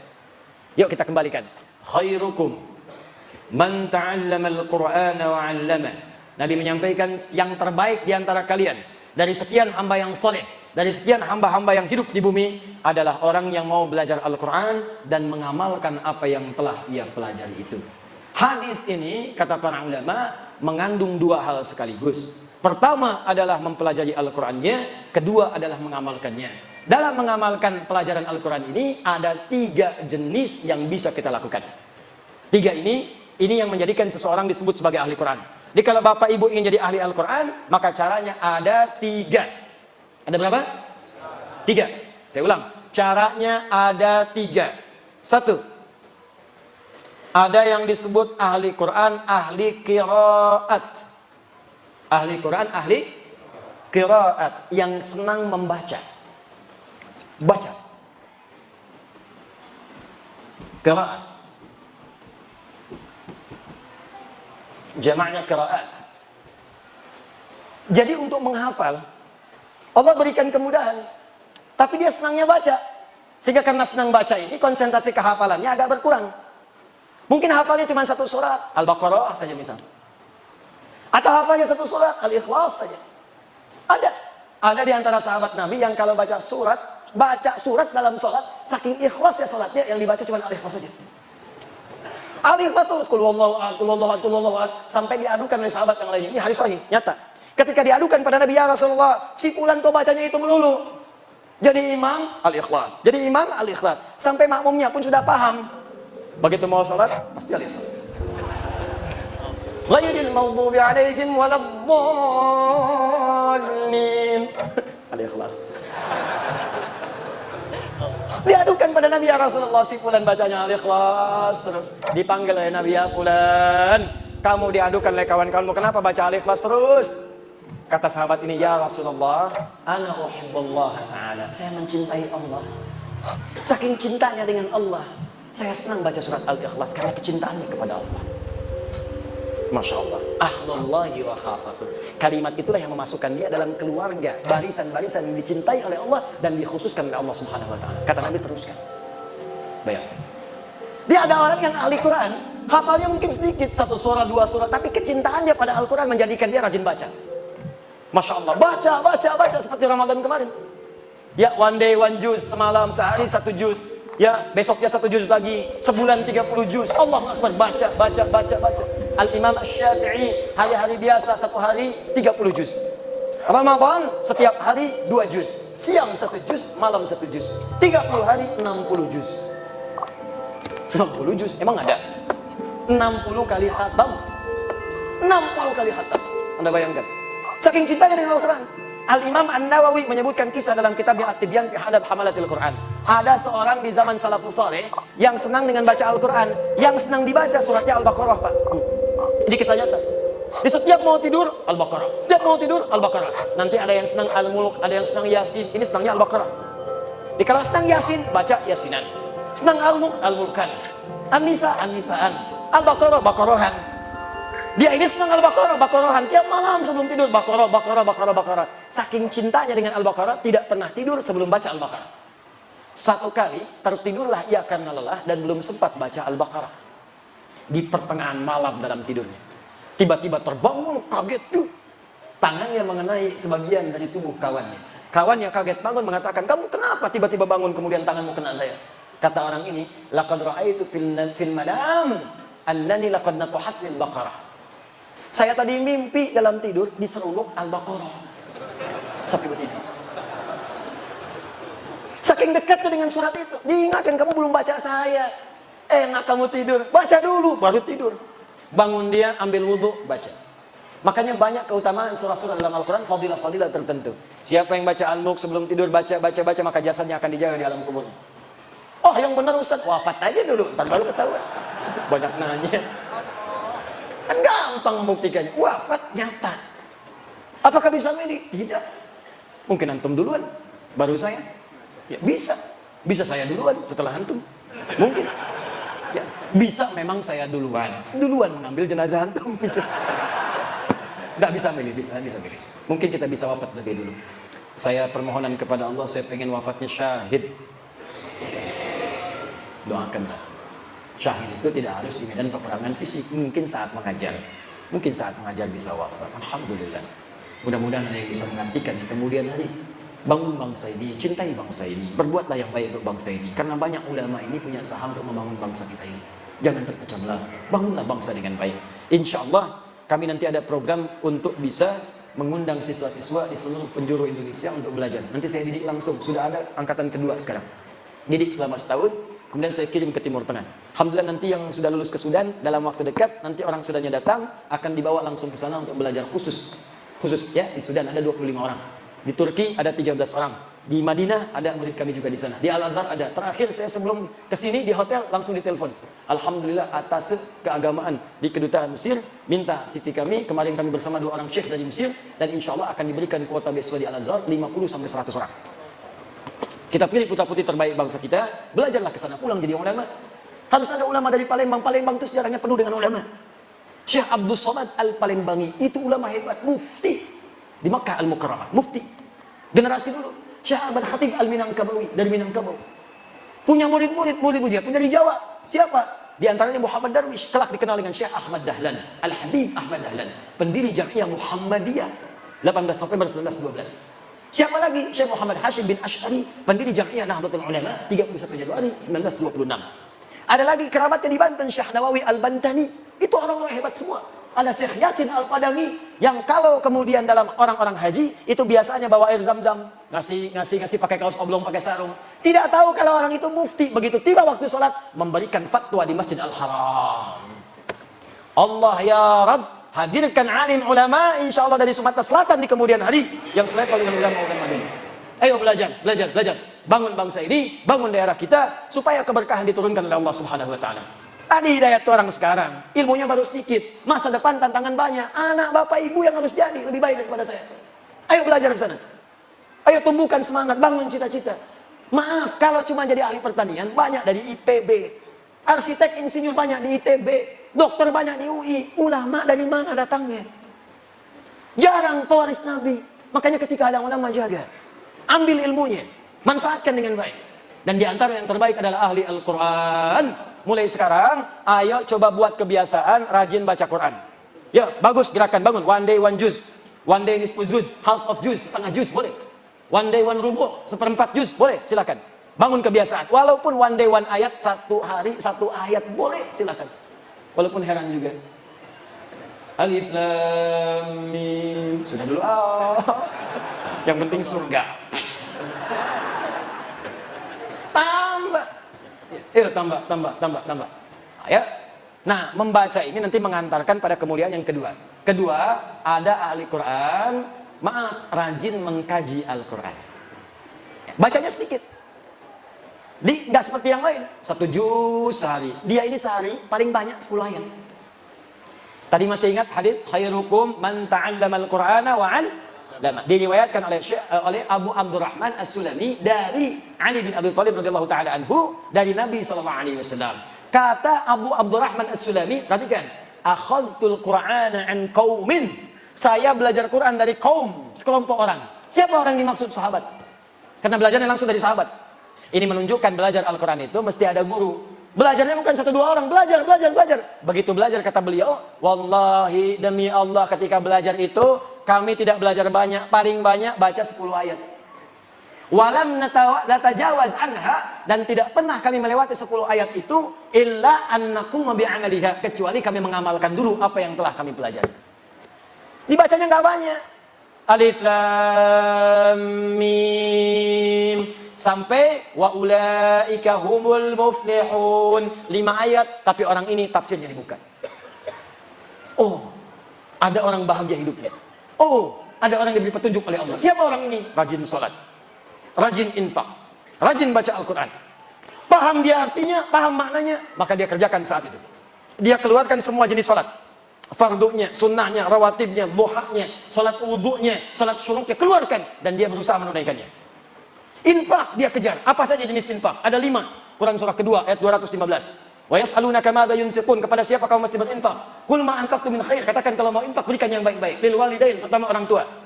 Wal aqrabin, keluarga terdekat. Wal yatama, anak yatim. Wal masakin, orang miskin. Wabis sabil, orang yang kekurangan bekal. Kejar oleh dia. Ke orang tua, kerja. Begitu dapat kemudian gaji, telepon orang tua. Mama, hari ini aku punya hadiah spesial. Apa itu, nak? Tunggu saja. Begitu datang, dibungkuslah sebuah hal yang sangat diinginkan oleh ibundanya. Dituliskan kemudian di atasnya, terima kasih mama telah mengandung saya, bersabar merawat saya, memberikan ASI untuk saya. Ini gaji pertama saya berikan untuk mama. Walaupun belum bisa memberikan apa-apa, semoga dengan ini doa Anda mengantarkan kita ke surga. Dibuka. Masya Allah. Begitu dibuka, handphone terbaru. Bukan. Dipeluk anaknya. Nah, bukan karena handphonenya, tapi karena cintamu kepada mama, mama ridho dengan engkau. Ini ambil aja handphonenya, yang penting engkau mencintai mama. Sudah cukup mendoakan kita untuk ke surga. Berpelukan keduanya, mengalir air matanya, dan hadirlah di situ nilai kemuliaan. Itulah infak terindah. Bacanya cuma 5 ayat, tapi ngamalkannya yang luar biasa. Makanya banyak sahabat yang hafal Quran itu puluhan tahun. Umar bin Khattab radhiyallahu taala anhu 20 tahun. Ada yang 40 tahun. Abu Abdurrahman As-Sulami itu 40 tahun. Padahal beliau pebisnis. Masya Allah, jualan, dagang, macam-macam. Ketika mendengar hadis Nabi tadi, khairukum man ta'allama al-Qur'ana wa 'allama. Kalau kamu pengen jadi orang hebat, maka mendekat kepada Al-Qur'an. Maka beliau sambil berusaha tadi menjadi ahli Qur'an. Belajar Qur'an, baca, amalkan. Sampai mengatakan, tidak pernah ada yang menempatkan saya pada status yang terbaik saat ini, kecuali hadis tadi. Maka ayo, kalau tidak sempat punya banyak waktu baca 1 juz per hari, setidaknya baca 1 ayat, lihat tafsirnya, amalkan isinya. Maka Anda masuk golongan yang kedua. Hati-hati, kata Amr bin As radhiyallahu taala anhu, perhatikan kalimatnya. Aku dapati di era Nabi banyak orang yang cuma hafal 1 surat tapi mengamalkan isinya dengan sepenuh jiwanya. Tapi nanti aku prediksikan di masa kini yang akan datang akan banyak orang hafal 30 juz saking mudahnya seperti meminum air. Air itu diminum tidak ada hambatan, masuk langsung. Kata Amr bin As, ya ada orang yang akan hafal Quran semudah meminum air tapi sangat berat dalam mengamalkannya. 30 juz hafal, tanya halaman, tanya ayat, tanya nomor, tanya posisi, hafal semua, tapi mengamalkannya begitu berat. Hati-hati. Dia hafal ayat tentang bersikap baik. Awas, hati-hati. La yaskhar min qaum, jangan saling mencela. Tapi mengamalkannya sulit.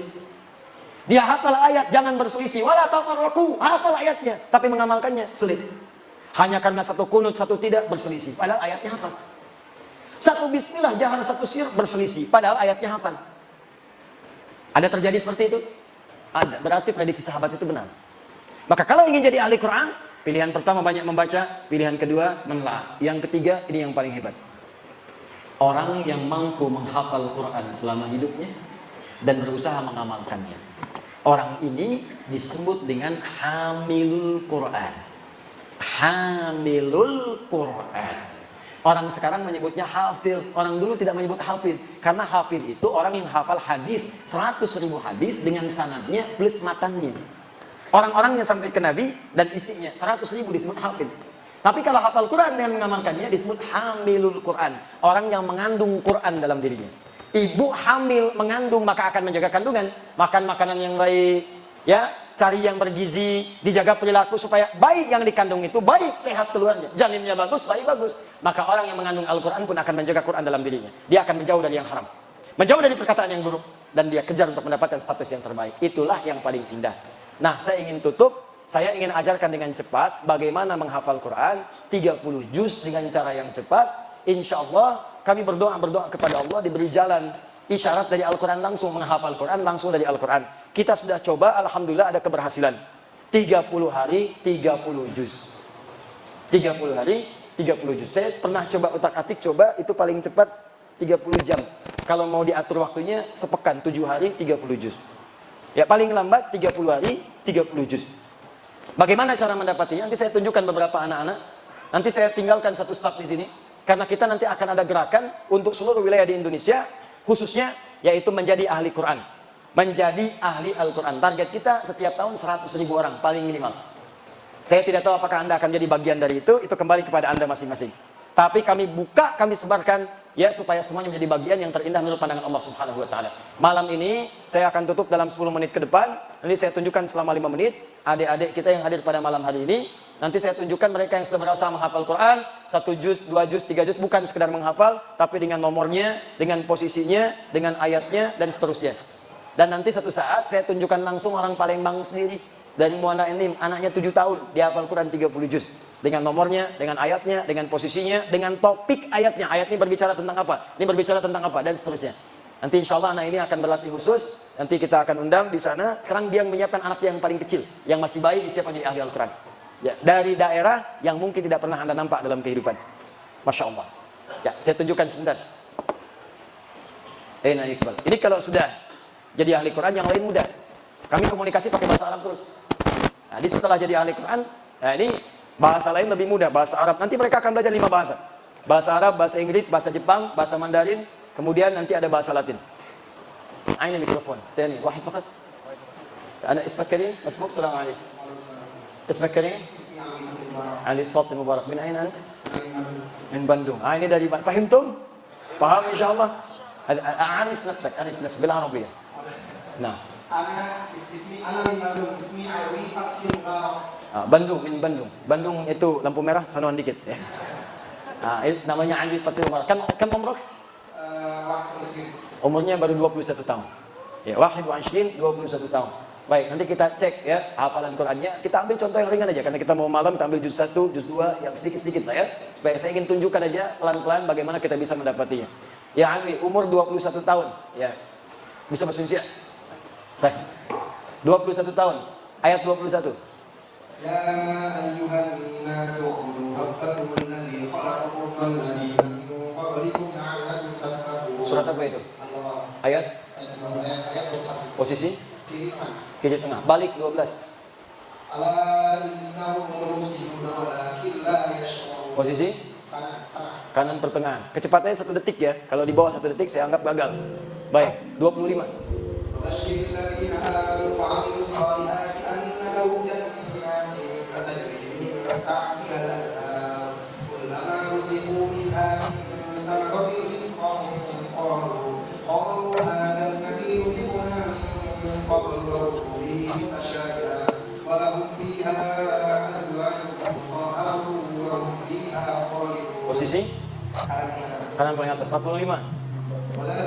يا أيها الذين آمنوا استعينوا بالصبر والصلاة إن الله مع الصابرين. 45. يا Gagal. 45. استعينوا بالصبر والصلاة إنها لكبيرة إلا على الخاشعين. Ayat yang mirip dengan itu. يا أيها الذين آمنوا استعينوا بالصبر والصلاة إن الله مع الصابرين. Ayat berapa? 153. Posisi? Kanan paling bawah. Baik, teruskan. Kita main matematika. 4 kali 5.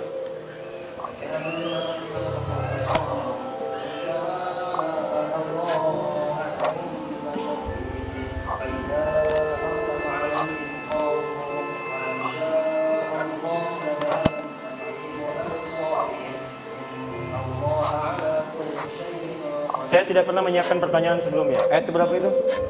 20. Posisi? Kiri, kanan, atas, tengah, bawah. Tengah agak ke atas. Baca mundur. 20, 19, 18, 17.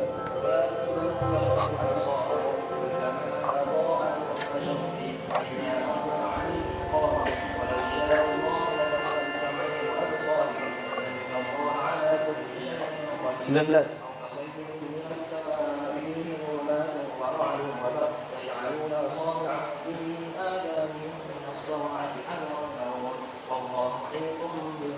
Delapan belas. 17.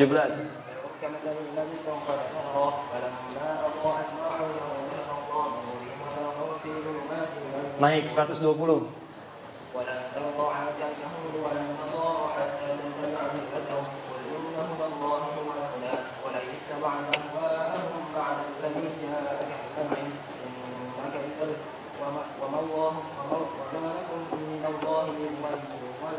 Seratus 134.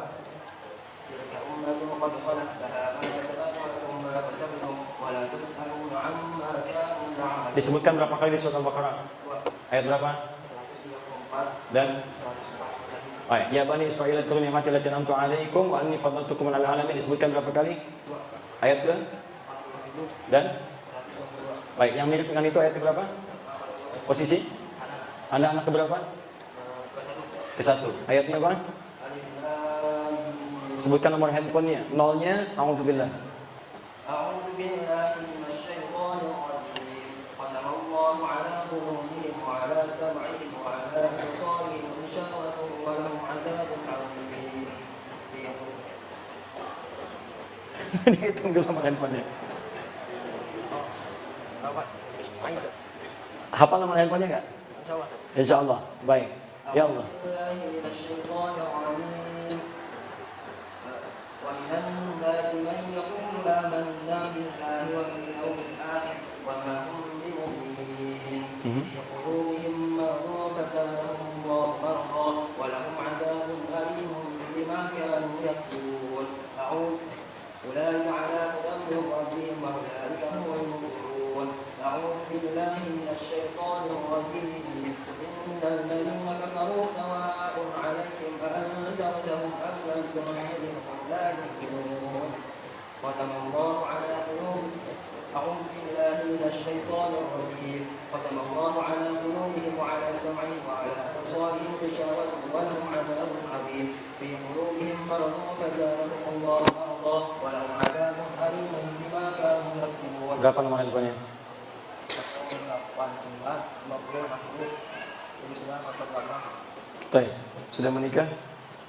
Belum. Kalau mau menikah dengan berapa? Alif lah. Baik, keren insyaallah. Enggak, saya cuma contohkan aja. Nanti ada anak-anak lebih kecil lagi. Ada yang akhwat juga ada. Bahkan ada yang dari Wajo, dari Sulawesi sana. Ya ada. Dari Wajo, dari Lampung, dari Bandung ada. Insyaallah nanti kita bulan depan itu ada buka karantina. Ya nanti di Bekasi pusatnya kita sediakan rumahnya, ada rumah khusus untuk akhwat ada, ikhwan ada. Dan nanti kita buka juga di beberapa tempat wilayah Indonesia. Ya belajarnya gratis karena kita ngajar ini untuk Al-Quran. Ya Al-Quran nggak boleh ngambil biaya. Jadi belajarnya gratis, Anda cuma dapatkan nanti mushaf, cari untuk buku, Anda belajar di situ, silakan 30 hari karantina. Tapi saya ingin sampaikan itu. Risalah kita, visi kita adalah bagaimana menjadi ahli Al-Quran. Malam ini, bagi yang nggak sempat ke Bekasi, atau ke Lampung, atau ke Bandung, belajarlah di Palembang di rumah masing-masing. Saya akan ajarkan bagaimana caranya, supaya cepat mendapatkan itu semua. Saya butuh 5 menit, boleh insya Allah? Siap? Baik. Nanti saya tinggalkan satu orang staf di sini, kalau pengen nanya-nanya, dia akan ada di sini nanti sampai dengan besok. Silakan mau tanya bagaimana sistemnya, caranya, belajarnya, sampai nanti kalau ada grup seperti apa masuk grupnya. Ini nggak ada kepentingan lain kecuali untuk Al-Quran saja, tidak ada yang lainnya. Karena itu kalau Anda ingin jadi ahli Quran silakan gabung. Tapi kalau ingin cari dunia jangan coba-coba masuk karena Anda hanya akan kecewa. Satu. Saya ingin sampaikan pertama, kalau ingin memulai menghafal Quran, maka biasakan dulu untuk berusaha membaca dengan lancar. Itu akan memudahkan. Baca dulu, jangan buru-buru, tenang saja. Bahkan ketika Nabi ingin cepat-cepat bisa baca hafal Quran, kata Allah malah jangan buru-buru. Quran surah 75 ayat 16 sampai 18, paling kanan sebelah bawah. La tuharrik bihi lisanaka lita'jala bi. Muhammad jangan cepat-cepat gerakan lidahmu untuk cepat menguasai bacaannya. Inna alaina jam'ahu wa qur'ana fa idza qara'nahu fattabi' qur'ana. Kami yang akan himpun Al-Quran dalam jiwamu, cukup ikuti bacaan yang membacakan, kamu ikuti, kami buat kamu mampu mengikutinya.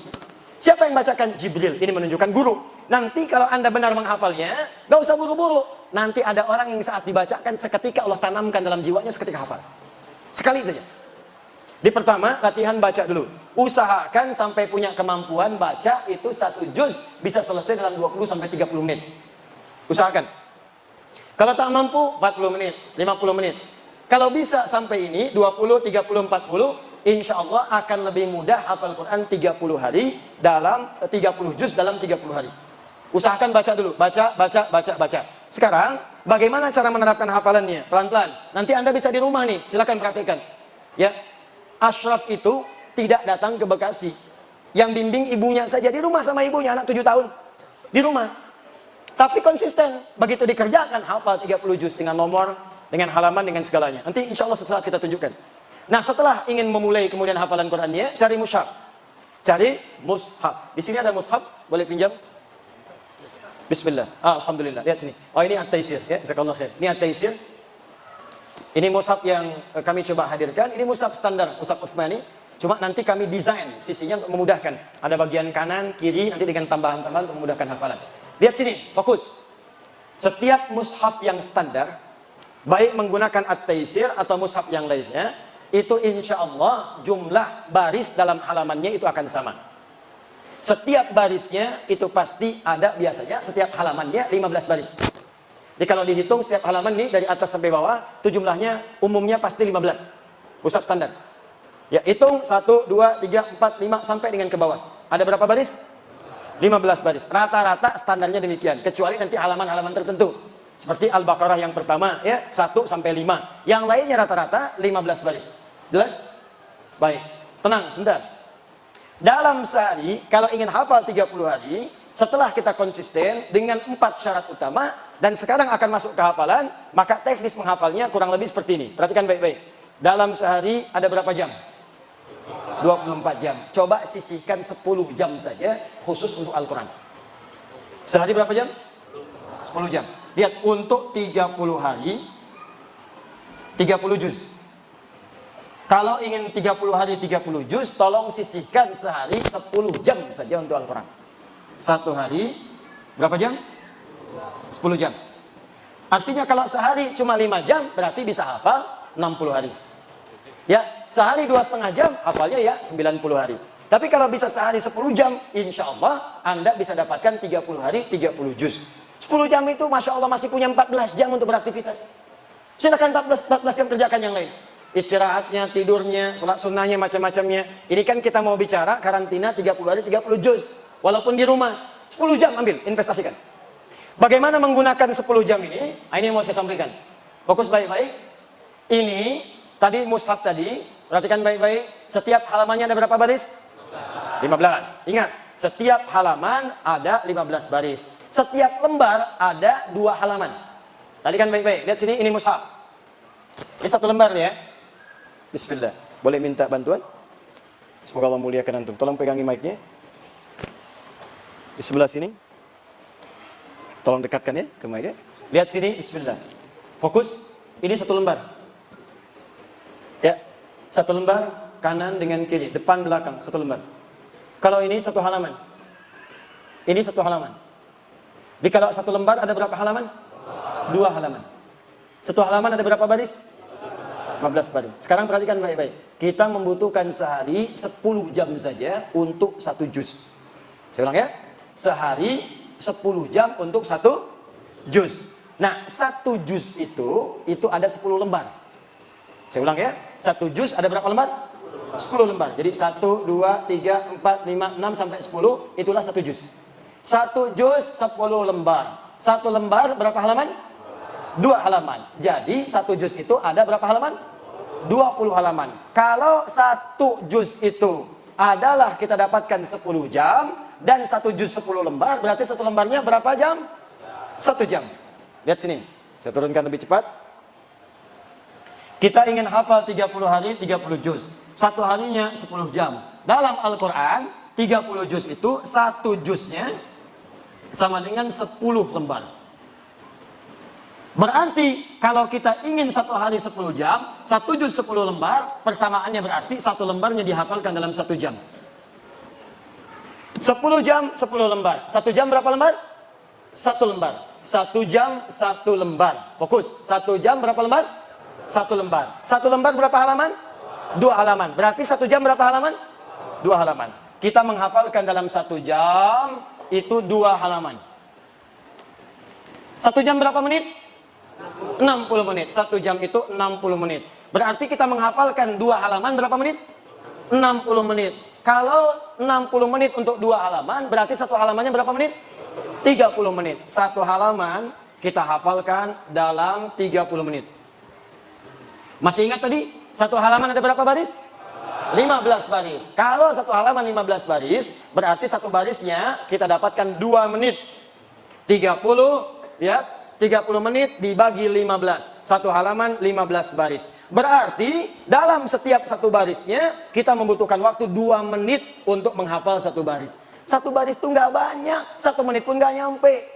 Alif lam mim dzalikal kitabul la raiba fi 1 baris. Hudan lil muttaqin. Apakah ada 2 menit? Tidak. Jadi sebetulnya kita punya kemampuan 2 menit, apalagi kalau rajin baca. Baca. Makanya tadi saya katakan dari awal, coba biasakan baca sampai kita lancar baca. Kalau sudah lancar, menghafalnya mudah. Jangankan mau menghafal, sering baca itu, mau dihafalkan sudah hafal. Coba kenapa banyak orang-orang sekarang, bahkan dulu hafal Yasin. Padahal nggak pernah berusaha menghafal. Karena sering dibaca, baca, hafal.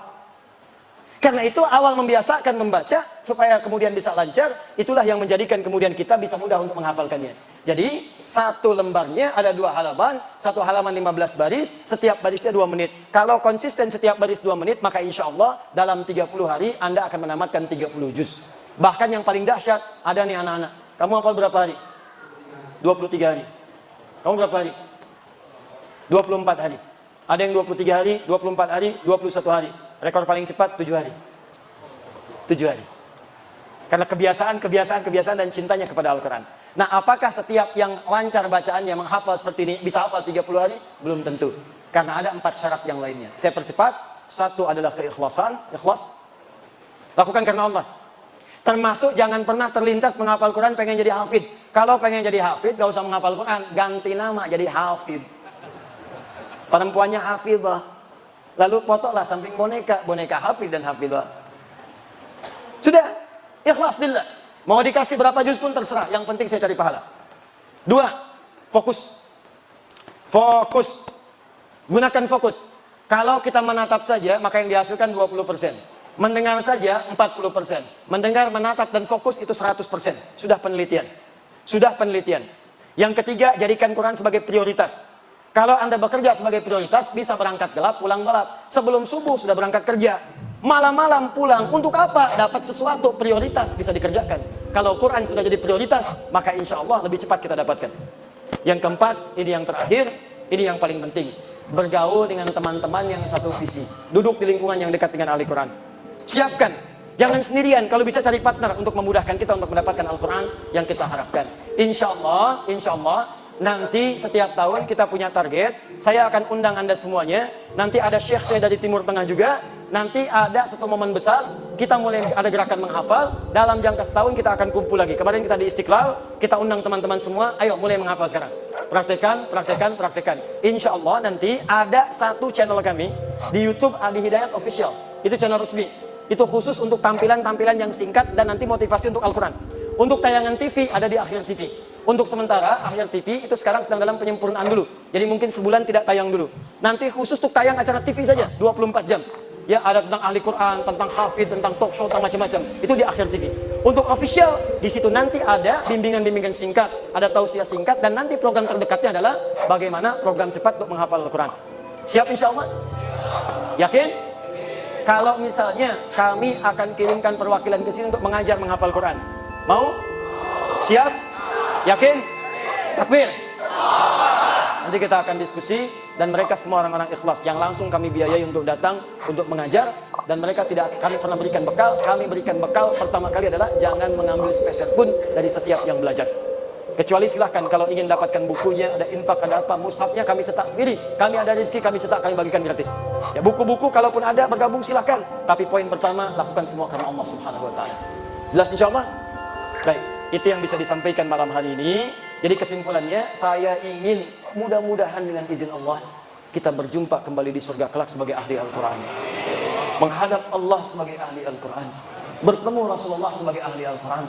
Dan kita mendapatkan janji Allah, wafatnya husnul khatimah dan jasadnya dijaga oleh Allah utuh sampai dengan hari kiamat sebagai ahli Al-Quran. Saya ingin sampaikan terakhir, ada orang Turki hidupnya cinta dengan Al-Quran. Saking cintanya dia menuliskan mushaf dengan tangannya sendiri. Dia baca Quran dari situ sampai kemudian wafat. Singkatnya setelah wafat, ini kisah nyata. Setelah wafat, ini nyata luar biasa. Setelah wafat, mushafnya kemudian tidak ditemukan. Anaknya saat menunaikan haji di Madinah, tiba-tiba kemudian masuk ke satu toko, ditemukanlah mushaf bapaknya di situ dalam tulisan tangan. Heran, ini dari mana mushaf? Kata orang ini, saya temukan dari seorang penjaga kubur yang datang ke sini dari satu kuburan menjual mushaf ini karena menginginkan satu kebutuhan. Mana orangnya? Ketika dikejar bertemu dengan orang itu, dikejarlah. Dari mana kamu temukan mushaf ini? Kata orang ini, dari satu kuburan, saya gali di atasnya ada mushaf. Begitu diajak kemana? Di mana tunjukkan kuburannya? Diantarkan ke sana. Begitu dibuka, ternyata kelihatan jasad bapaknya masih utuh. Yang tidak banyak orang tahu, bapaknya ini dikuburkan di Turki. Tiba-tiba munculnya di Baqi di kota Nabi.